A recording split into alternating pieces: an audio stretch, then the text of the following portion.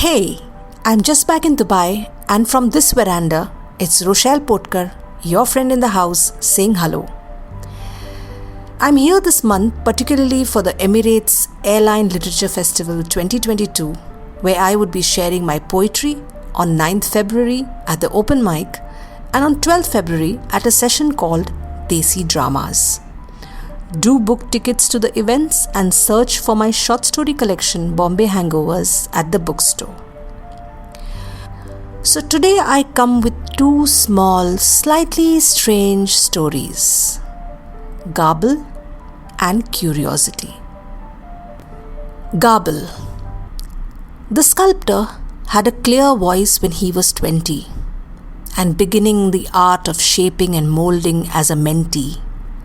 Still on a tangent from the world's definitions of success.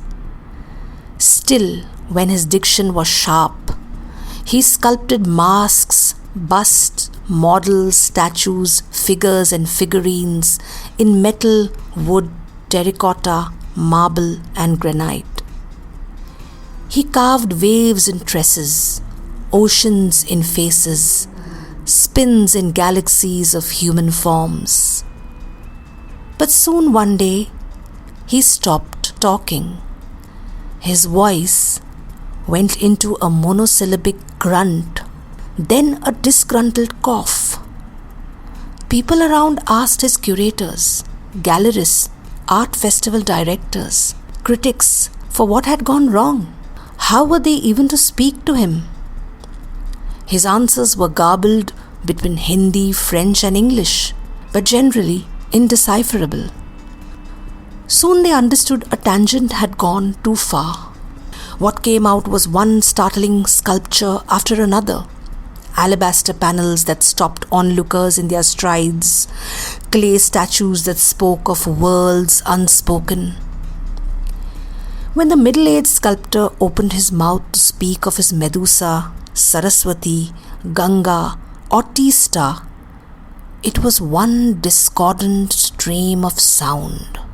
They led him further to doctors, speech therapists, psychotherapists and counselors. But nothing changed. He only shook his head with every suggestion, this refraction going too far from the incident. Only he knew he was quoting posterity, whispering to echoes in stone, wax, wood and metal. He had traded with a lurking shadow when he began. He had called it upon himself, asking these questions again and again. What will happen to my art in the future? Will it see the global light of globalization or remain in a small village lost by the sea? The shadow had traded. Put something inessential on mortgage, it said sharply. He gave up his voice to save his vision. Let there be sound. It took away the noise. Let there be voice. It took away his language. When the sculptor died, he had 50 sculptures across avant-garde galleries, exhibitions and world museums. Also, miniaturized into memorabilia, merchandise, pen holders, fridge magnets and regaled off in glossy brochures. Curated over the internet, given a deep sense of retrospective, both by curators and punters.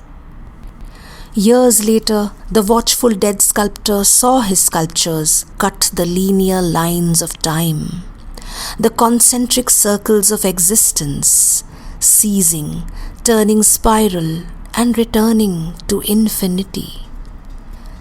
All had caught on to his art. Students studied it. It was trickling down the next generations. His silence substituted by hundreds of interpretations, either downplayed or exaggerated. In most cases, missing the point. His point gone into a blind spot of new meaning. But the world celebrated each of his sculptures for its own reasons. And now he had his sound back.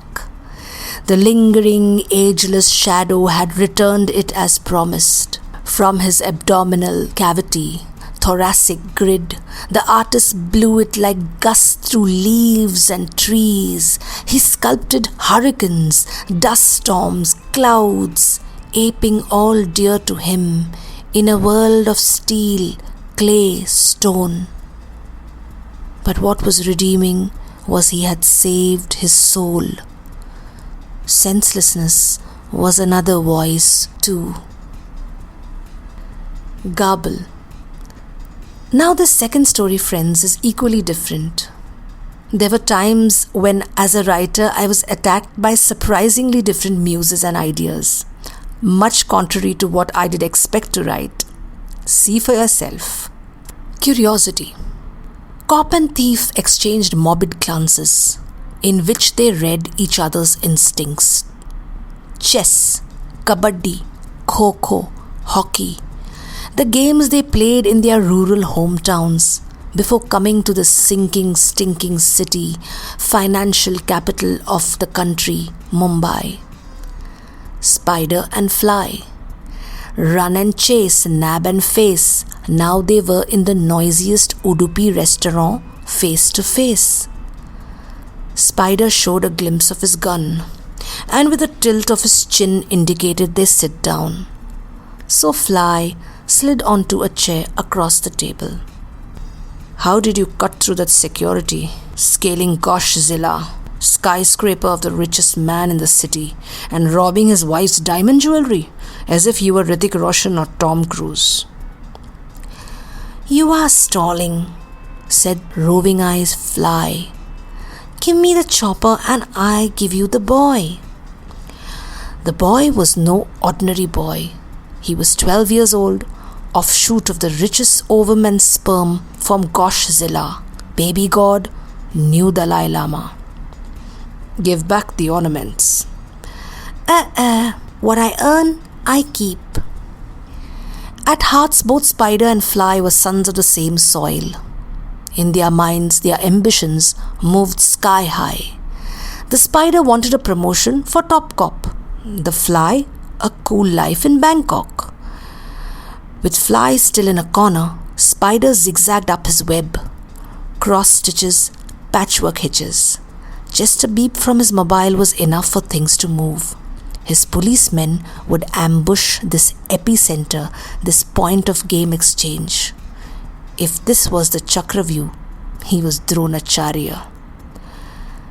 A chopper out of here, or the boy is dead, sings Fly. Was he Abhimanyu or Chanakya? But since we are sharing this hot copy, I can tell you a story. Fly knew Spider's weakness for intrigue. Story, dead body, or any damn fugue. A real story? Spider asked cautiously. The best and the cleanest high story in the world. Spider hitched his eyebrow, and Fly started. One Christmas Eve, 8 people pulled off the largest heist at the Continental Savings and Treasury Bank, worth $50 million. The brain behind this, Crow, knew a thing or two about blueprints. He spent 3 years building models, recruiting and training a team of 7 men and 1 woman, some of whom he made the best spies. Some got worthwhile jobs in the bank. The lady, a voluptuous hottie, even opened a safe deposit account as a royal. But when put against one another, each had devastating personalities. Competitive, selfish, paranoid, sometimes distant, alien, murderous, volatile. Basically, they were all good at their jobs but completely dishonest with each other. The team never met in public and all wore disguises. Fake eyeglasses, mustaches, wigs, top to bot. They were the best in the business. Fly slyly glanced at his gadget. 3 more minutes. The boy could be hurled down a skyscraper or made to vanish. But the ornaments inlaid with diamonds had to get out of this web. He weighed his slim chances. Go on, said Spider. As dress rehearsal, they decided to rob a national bank. it should have gone well, but went wrong with one dead man. That was because 2 mice were after the only juicy cheese. And me no passion distracts. 2 minutes to go. Crow was a bit shaken after this first murder. Paranoid that now his men could double-cross him, he decided to double-cross them rather. In a new plan, he waited until he figured out the combination to the Continental Bank safe and postponed the heist so that he could rob it with a new crew that he was assembling behind everyone's back. Then, said Spider, a sound vibrated on one of their gadgets, the most intensely awaited alert, which was deviously read. Well, now his own gang killed Crow. Fly pulled out a tiny paper from under his watch. When it was showtime, they went ahead and scored a perfect victory. They hit the bank early in the morning, armed with the combination to the safe, where one man played lookout with a feather duster and the others worked inside the vault. The booty wiped clean. It was later described as one of the neatest jobs ever. Even the tools used and left behind were of the finest workmanship. It too had something to tell. Now, my question to you is, what made the gang of such mismatched natures kill their own boss? If you don't answer correctly, I am off. Laughed off Spider. Boundless greed, of course. What else? That unified them. Fly pouted his lips. Wrong. He threw the bald chit across. Spider caught it for the answer, unfurled and read it through spidery creases. Crow's own training to put the goal ahead of everything got him killed. Single-mindedness is not such a good thing. And our boy, he was a red herring. Find him at Grant Road, P.O. Box 10. Good luck. Fly grew out a nuzzle. Fine hair on his limbs thinning, bulging eyes, big head. He grew wings under his weather-beaten black leather jacket as his legs and trunk shrunk. Spreading his wings, he headed to the escape vehicle arranged by one of his new diamond customer friends. When Spider looked up, he realized he got a good story but no action again. His team was late thanks to the horrific traffic jam. But no matter where you go, Fly, you have no clue of my web's extent. This until we meet again.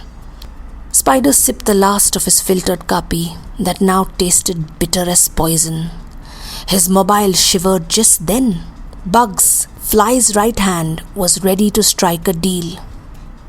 Fly, now you can't go far. Bangkok, huh? Then other islands like a necklace running anti-clockwise. I will get you, and this time won't listen to your stories. The silk fibers of Spider's web glistened in the sun with a burning new resolution. But the next story by Fly would still be heard by Spider. How could anyone miss out on a tale of a heist at the Museum of Anthropology, where the prize of just one of the treasures, an obsidian monkey, was $20 million? Curiosity. So this is all from me this week, my friends. I will see you at the Emirates Airline Literature Festival, Habtoor Palace, Dubai, if you are in Dubai. And be with you next week on my veranda. This is your dost in the house, Rochelle Potkar, waving goodbye.